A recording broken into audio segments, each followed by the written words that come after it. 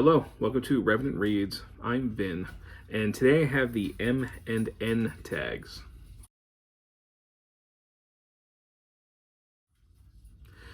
So I'm inside my library filming today, and as I've said in past videos, when the heat turns on in this room, you can hear the crackling in the radiators, so you're going to be hearing that. It is a bitterly cold day today, so it's going to keep on kicking. So I apologize for that. There's no way that I can stop that from happening without pipes freezing, because this isn't a terribly well insulated room. It's just kind of a little room that's built off on the side of the house, near the road as well, so a bus just went by. You might have heard that as well. So it is not always the ideal place to read, which an ideal, of course, a library would be. But it is our little book room and our big book room, and we do love it. So I'm in here filming these two tags. These letter tags were created by Jim over at Jim's Books Reading and Stuff. And he created these a while back, a few months ago now. I just didn't have any time to do them at the time. But I had always wanted to do them, and I have some time today. So I'm going to get a bunch of videos filmed in a row. I'm just going to kind of go through. I copied and pasted the questions onto a Google Doc just so I'd have, easy access to them. And I'll do my best to answer them. I won't be able to answer all of them, but we're going to do two tags at once, and we'll begin. His first prompt for M, the M tag, is M is for Manchester and many other cities. What is your favorite book set in a city beginning with M? When I saw this question, I had a really hard time thinking of one. Unfortunately, I thought it would be easy to do, but I actually couldn't think of a good book that I really remembered that was set in a city beginning with M. So I'm just going to go with Mordor, Lord of the Rings on this one. M is for mystery, or murder mystery. Is there a better murder mystery than Agatha Christie's And Then There Were None? I don't have enough experience with mysteries to know. So unfortunately, that's my answer. M is for magic realism. And I've said in past videos that, my reading is mostly nonfiction. Fiction has been a part of my reading in the last few years, but it is still a minority, certainly. So I'm at a disadvantage for a lot of these questions a lot of the time. And he does, I saw in the tags as they go, give a little more alternatives to things, which is nice. Very thoughtful. But this is one of those questions that's difficult for me. It says, M is for magic realism. What is the first book you read in the genre of magic realism? I have difficulty ascertaining exactly what that means by magical realism. Especially, I understand that it's like a genre or a subgenre, however it's categorized, as there's like fantastical elements, but the reality in which the book takes place, is our reality, is our acceptable reality. And that to me just describes so much horror and gothic and supernatural that I've read. I don't know exactly when it stops becoming that, when it becomes magical realism. I know that, I think that the person most associated with this label, was Gabriel Garcia Marquez. I have read one of his books, that short work that had come out. It was Memories of My Melancholy Horrors. But I think that was just straight fiction. I don't think there was any kind of, from what I remember, it's been a long time since I read it. So I'm not sure. That might, I don't think that's magical realism, but I don't know exactly how I can answer this one. Because I think of movies, or not movies. I said movie because I was thinking of Rosemary's Baby, which seems like magical realism to me. In 2021, I had read Patrick Ziskin's Perfume, The Story of a Murderer, which had kind of very fairy tale feeling to it, and that seemed like magical realism as well. So maybe one of those, but I'm sure I've read stuff earlier that qualifies, but I'm just not entirely sure. M is for maps. What is your favorite map? I do love maps. I love historical maps. I love travel maps. I love travel maps that show historical locations. I always appreciate those when I'm going places. I love looking at maps of our galaxy or, planets within our solar system. I also like fantasy maps. Of course, you got the classic Tolkien map of Middle Earth, and I love maps with tabletop RPGs like, Dungeons and Dragons. One of my favorite maps is one that I have. I do want to get a frame for this. And this is a map from 1859 of my hometown, New Milford, Connecticut. It is, area-wise, it's the largest town in Connecticut. Yeah, this is kind of, just 2 years before the Civil War kicked off. I'm sorry, there's a glare because of this plastic.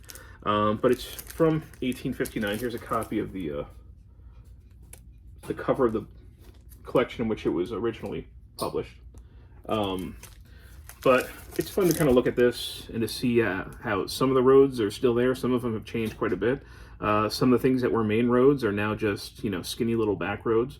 But I don't know the best way to show this, but if I just kind of go through, you might be seeing a glare.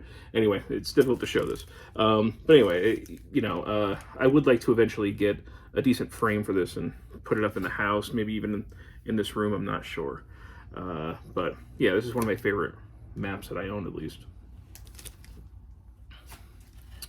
M is for Mississippi. What is your favorite story set on the Mississippi? I haven't read too many, I guess, but I mean, I don't know how I cannot go with The Adventures of Huckleberry Finn by Mark Twain, certainly an American classic. And I also think of the poem by Langston Hughes, The Negro Speaks of Rivers, which he wrote in 1921, while or right after crossing the Mississippi River, where he goes through essentially, rivers and his own ethnic past, recounting rivers that, from the maybe ancient Middle East and also Africa, and then all the way down to the Mississippi. So I recommend that one, certainly, if that poem, if people haven't read it. M is for Muslim. What is the last book you read with a Muslim protagonist? Well, I just read the memoir of Habib Fani, A Gazelle Ate My Homework.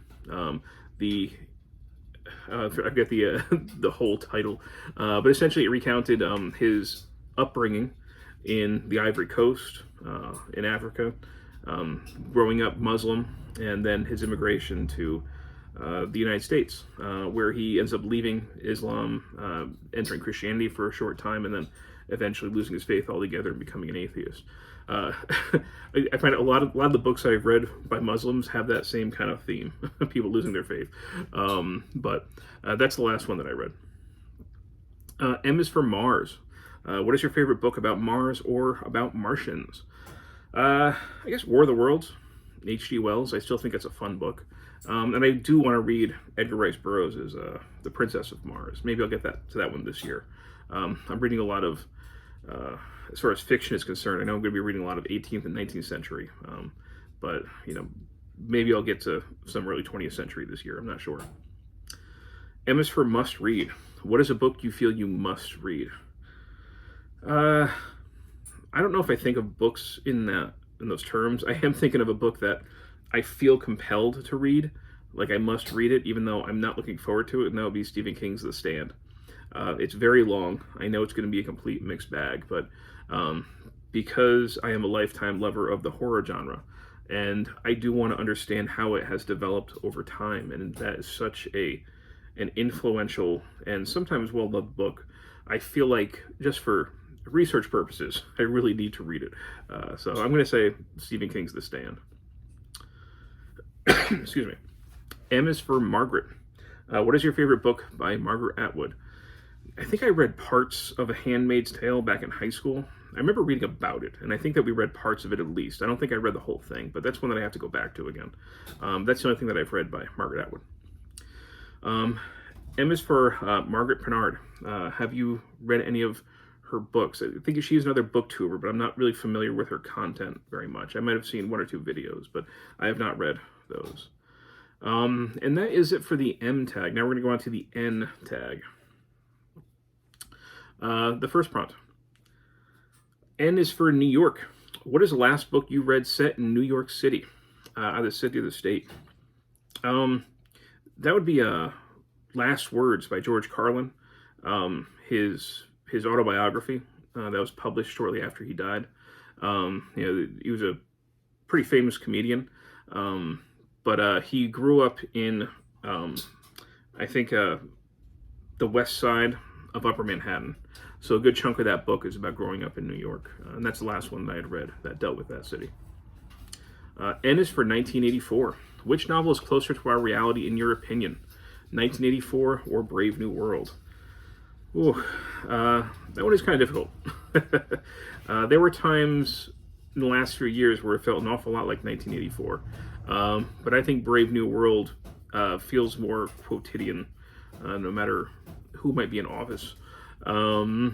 So Brave New World I read a little over 10 years ago, and I liked it enough. I think I liked the beginning more than I liked the ending. I found the journey of one of our characters kind of, I don't know, maybe not convincing. I don't know if it was supposed to be, though. Maybe it's one that I have to go back to. And 1984 I read way too long ago. I think I read that when I was too young to really appreciate what was going on. So that's one that I plan to reread, 1984. N is for nightmare. Has any book you read given you nightmares? No. N is for nautical. What is the last seafaring book you read? Well, I just recently finished The Voyage of the Slave Ship Hare, about the Triangle Trade, a slave ship's voyage in the 1750s from Rhode Island to the coast of Africa to ultimately Charleston, South Carolina. And it goes through the ship's logs, and the historian Sean M. Kelly, he kind of extrapolates based on historical evidence who the people involved might have been, what the fates of the slaves who were brought over might have been, etc., etc.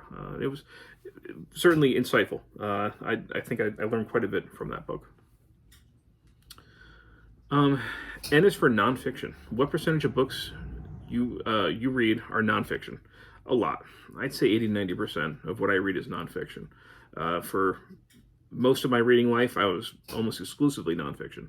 But I've been incorporating more and more fiction in there into my reading, but it is still far less than the nonfiction. N is for 19th century. What was the last book you read written in the 19th century? I think that might be 3 Men in a Boat by Jerome K. Jerome. His comical, a take on a journey of 3 men traveling along the river in England, and that was a lot of fun. Did that with a group read beginning of last summer. I think that was maybe the last one. I'd read 12 Years a Slave by Solomon Northup earlier in the year. And I just recently read The Mysteries of Udolpho, but that is late 1700s. So that's 18th century. So yeah, I think that 3 Men in a Boat was maybe the last 19th century. N is for Northanger Abbey. Catherine Morland's reading affected how she saw the world. Has your reading affected the way you see the world? Yeah, sure. I think it makes me appreciate the world and the people that are in it. I'll leave it there. I think that's what it does. And as for notes, do you make notes when you are reading? Sometimes. I don't do it as much as I would like to. I've tried many different types of note-taking. I don't write in the margins of books. I've tried sticky notes. I don't really like how cumbersome that is. I've tried writing on paper, but I don't always do my reading in the same place, and I don't always remember to write things down. Oftentimes, if I really don't want to forget something, I'll pull out my phone and I'll dictate notes into my phone onto a Google Doc. And I'll just try to go back to it to remember. And I'm better at that sometimes than others. And it really kind of depends on what I'm reading and for what purpose. So, yeah, that is sometimes. And I think he had said earlier in this prompt, it might have been this prompt, that you can disregard some of the prompts if we don't if they don't fit with us. I think he really began emphasizing that, I think, in the end tag, but I could be wrong about that. So there's some that I'm going to be skipping. So the next one I'm going to is N is for next. What is the next book you intend reading? So I'm going to I just started The Hemmings is a Monticello by Annette Gordon Reed, about the slave family, the Hemmingses, at Jefferson's estate. So that's the one that I'm going on to now. And as for North, he has some alternative prompts that we're getting into now. that we can add if we want. So I'm just going to do 2 of them. And as for North, what do you understand by the North? When I hear the North, I think of Maine or Canada, generally. North of me is Massachusetts, and then you get Vermont and stuff. But usually, if we say we're heading up north, we don't mean just Massachusetts. We'll say Massachusetts if we mean that. If we say we're heading up north, we usually mean we're heading up to Maine for some reason, or else we're going up to Canada. So that's what I understand by that. And otherwise, we're talking about the Civil War. The North, I understand as the Union. And as for nature, do you have any favorite nature writers or books about nature? I do, and I grabbed this one off the shelf real quick. This is one of my favorites, Changes in the Land, Indians, Colonists, and the Ecology of New England by William Cronin. And this came out, I think, in the early 80s, I believe, 83, yeah. And he looks at how the landscape of New England changed with the Europeans arriving. Their farming methods, the sort of vegetation they were bringing in, how it differed from Native Americans, and of course how it ended up taking over. And I found this just a very insightful read. It definitely helped to help me to read the landscape around me in new ways, which I really appreciated. William Cronin is just excellent. The other book that I read by him is it's on one of the shelves behind me on the bottom, but had to deal with the Midwest and the Chicago area and the kind of symbiotic relationship that Chicago had with the countryside. And it's a very economic book, and I usually, start to pass out when I'm reading about economics. It's nothing that excites me, but that book did. That was actually a terrific book. So I really like William Cronin, and this is a nature book, I guess you could say, natural history book, or history about nature. It's a little bit different, isn't it? That I really like. So Changes in the Land. And that is it for the M and N tags. So once again, thank you to Jim for creating these tags. And as always, thank you, BookTube.